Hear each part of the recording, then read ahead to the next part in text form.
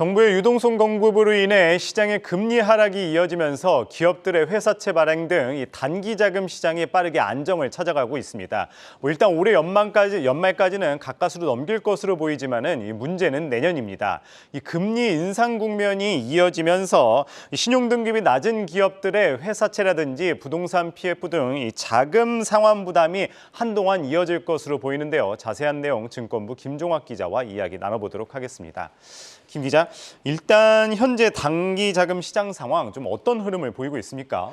네, 시장은 이 레고랜드 사태를 잊은 듯 빠르게 안정을 찾아가고 있는 움직임입니다.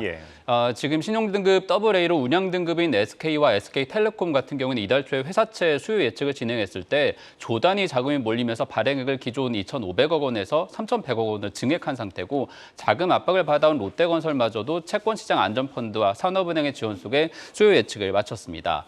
시중금리도 빠르게 하향세를 그리고 있는데 지난 10월 최고 4.5%를 넘어섰던 국고채 3년물 금리가 어제 3.662%까지 낮아진 상태고 이 AA급 회사채 3년물 금리도 최고 5.7%까지 기록을 했었는데 역시 5%대 초반으로 지금 하락한 상태입니다. 시장 분위기가 안정을 찾아가면서 그간 실탄을 아껴뒀던 국민연금 등 대형 기관 투자자들도 높은 가격에 채권 수요 예측에 참여하는 등 시장 안정에 힘을 싣고 있습니다.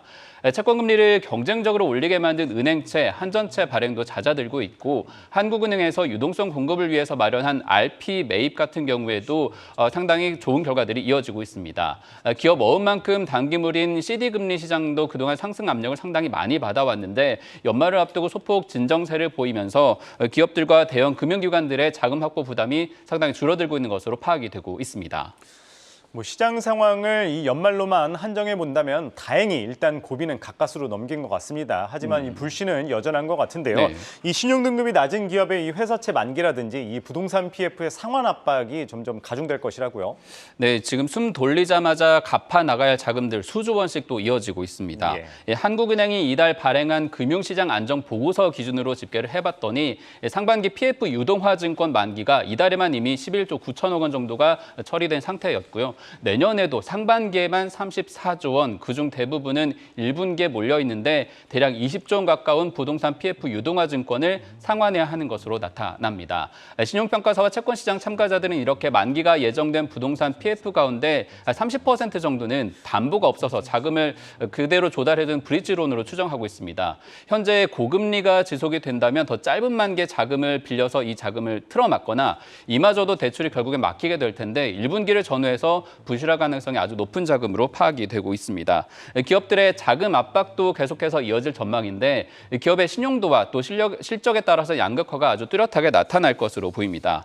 회사채 시장에서 자금을 조달하려면 신용평가사 등급 기준으로 AA급 이상은 우량 등급, A+ 이하는 비우량 등급으로 구분해서 조달 금리가 상당히 갈리는 상황인데 이런 기준에 따라 AA급 기업의 회사채 만기는 21년 기준으로 34조, 올해 35조, 내년에는 40조 7천억 원까지 증가할 것으로 보입니다.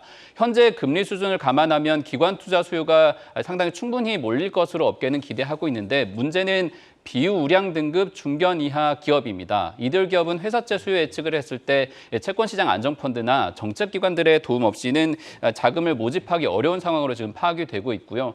당장 내년에 이들 기업이 되갚아야 할 회사채만 해도 또 18조 원, 이 가운데 상반기에 10조 4천억 원 규모가 몰려있기 때문에 상당히 이들 부담을 결국에는 기업들에게 돌아올 것으로 예상이 되고 있습니다.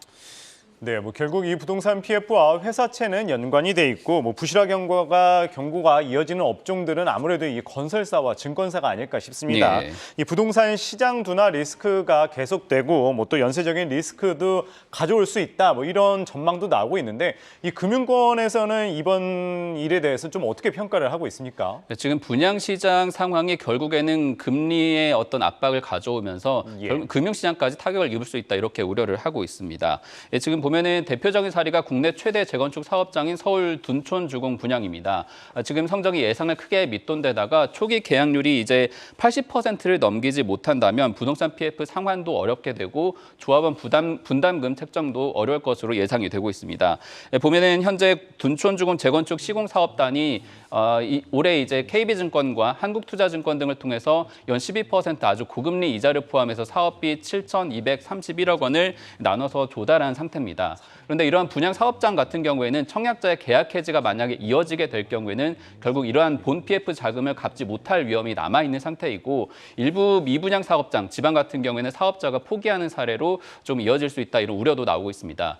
또 보통 토지 매수 단계에서 조달한 브릿지론 같은 경우에는 본 PF 대출금으로 전환해서 한번 맞고 이후에 계약금이나 중도금, 잔금이 들어오게 되면 이 돈으로 금융사에서 빌렸던 자금들을 상환하는 구조로 이어집니다.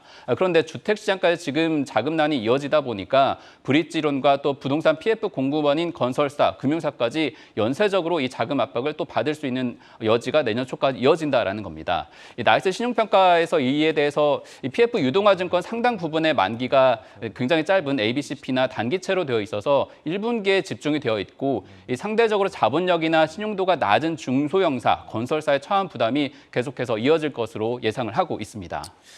네, 기업들의 이 자금 조달이 양극화되고 이 부동산 시장과 연관된 기업들 결국엔 이 살얼음판을 걷는 형국인 것 같습니다.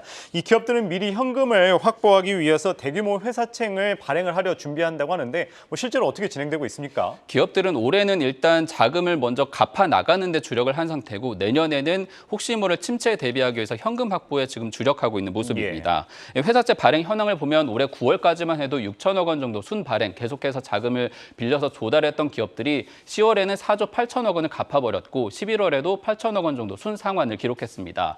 금융시장과 경기 불확실성이 커지면서 기업들이 일단은 상환 부담을 계속해서 줄여왔던 건데 그런데 내년 초에는 하반기 경기 침체 가능성이 높다라는 그런 전망에 따라서 미리미리 자금을 당겨서 회사채를 발행하려는 움직임이 감지되고 있습니다. 신규 발행을 지금 집계를 해보면 이번에 수요 예측을 최근에 마쳤던 롯데건설이 2,500억 원으로 내년 초부터 발행을 시작하고 KT, 이마트, 포스코, LG U+플러스 등 나머지 대기업들이 우량 기업들 모두가 참여해서 자금 조달을 할 것으로 보입니다. 다만 신용평가사들의 경기 둔화로 인한 실적 악화 가능성에 포스코나 롯데, 하이마트, 넷마블처럼 이 신용 등급과 등급 전망을 낮춘 기업들이 있기 때문에 기업들의 금리 부담은 계속해서 커질 것으로 예상이 되고 있습니다. 또 문제는 이 비우량 신용 등급 A급 이하 아까 말씀드렸던 기업들 같은 경우에는 내년에 10조 4천억 원의 회사채 만기부터 또 갚아야 하기 때문에 일시적으로 이들 기업을 중심으로 자금 경색이 나타나게 될 경우 상당히 시장에 또 파장이 일어날 것으로 업계는 우려하고 있습니다.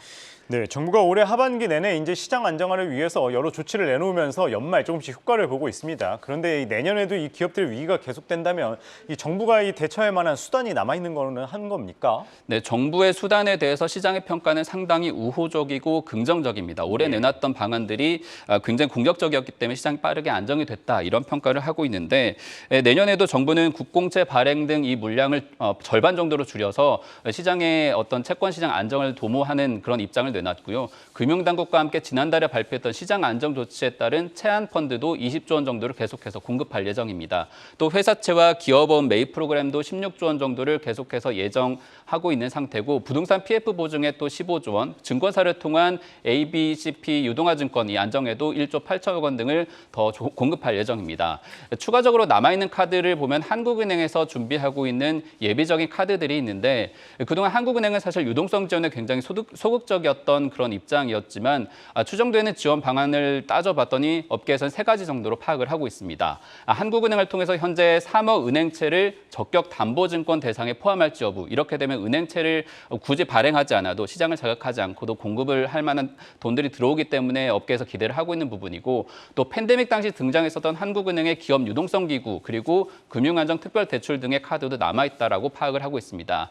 앞서 이창용 한국은행 총재는 이에 대해서 일찍부터 과도하게 약을 쓸 필요 없다라면서 정책 수단에서 배제한 상태이긴 하지만 내년 1분기에 금리 인상 기조가 숨고르게 들어갈 경우 향후에 한은에서 동원 가능한 대표적 수단이 될 것으로 업계에서는 기대하고 있습니다. 아무래도 내년 초 상황이 녹록지 않지만 금융당국과 한은은 시장 위기가 더 확대되지 않도록 단기적인 유동성 공급을 통해서 시장의 불확실성을 완화하는 노력을 지속하고 기업 회사채 발행을 지원하고 있는 채안펀드 그리고 정책금융기관 등을 통한 지원을 계속해서 지속하겠다 이렇게 강조를 하고 있습니다. 네, 오늘은 이 증권부 김종학 기자 이야기 들어봤습니다. 말씀 잘 들었습니다.